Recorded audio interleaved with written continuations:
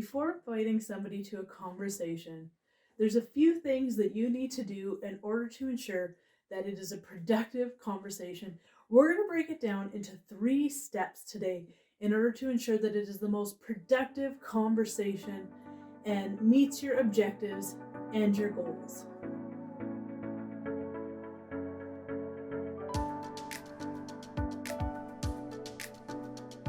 So step number 1 is going to be the invitation.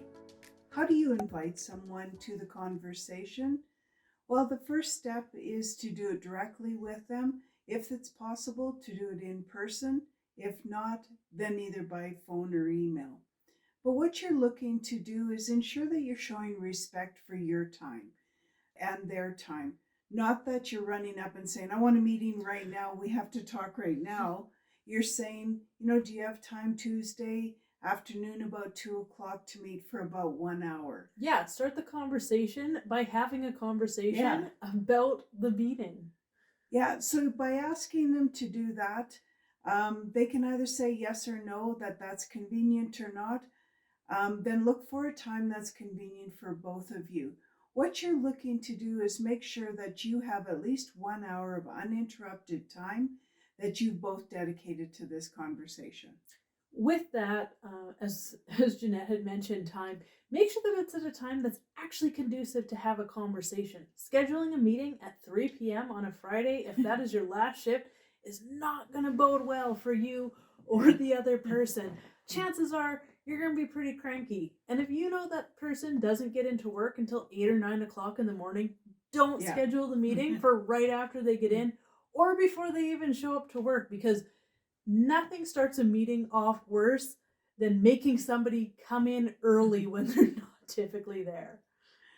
Yeah, so setting up the time that now works for people, and you're looking at, where do we have this meeting? You're going to make sure that you set up this meeting in a location that's private, that you're not going to expect interruptions. You can close the door, and it's something that usually in boardrooms now you'll see that a boardroom is set up without any barriers or, like in the old days where they used to have the chairman's chair was the higher back, the arms on it, and everybody else kind of sat on these little tiny squeaky chairs. So it's to set up that it's a level playing field. Usually it's oval shape and the chairs are all the same size. Yeah, so you hear those stories about somebody inviting the other person to a coffee shop so that they don't freak out in the middle of the meeting. This isn't what you want to do in order to actually have a productive conversation with somebody. If you want to have a productive conversation, you need to ensure that that location makes that individual feel safe and like they can actually have a conversation and be open and honest with you. So what does that look like? If you wanted to be open and divulge information, what would you need in a space, in a facility, in order to do that? Pulling up a chair to their cubicle, probably not going to work. Or having them sit across from you at your desk. So come on into my office and I'm going to sit here and we're going to have a conversation. Not exactly the best place to have a real open and honest dialogue. I mean, if your office is the only place that you can have a meeting, grab a second chair and scooch on over to their side of the table. Yeah. And the location also provides an environment where I don't have my laptop there. I don't have my desk phone there. People aren't going to be knocking on my door to see if, do I have time to talk, not knowing that they're interrupting our meeting. If we actually take the meeting to a different floor, if that's possible, or even into a boardroom, not many people knock on a boardroom door to interrupt a meeting unless it's something really important. Make sure that you're looking for a neutral and private location.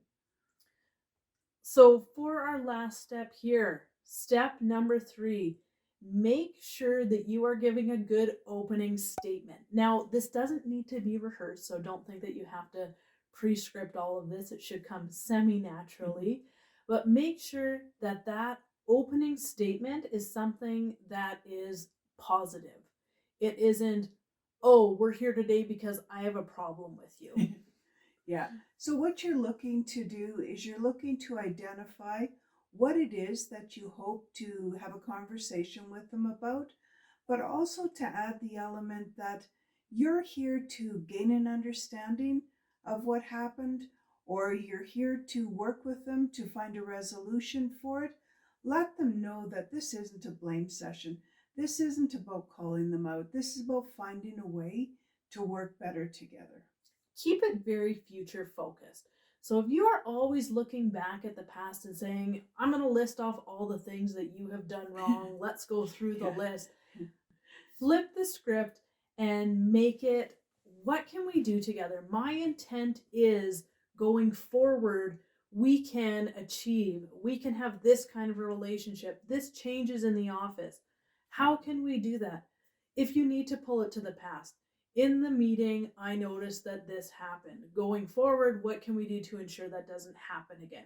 So don't live in that past space. If you've enjoyed this video, go and check out our other video on communication tools and like and subscribe so you get more information. We want to get this information into as many workplaces as possible to make it the best work environment that we can. So hit that like, hit that notification.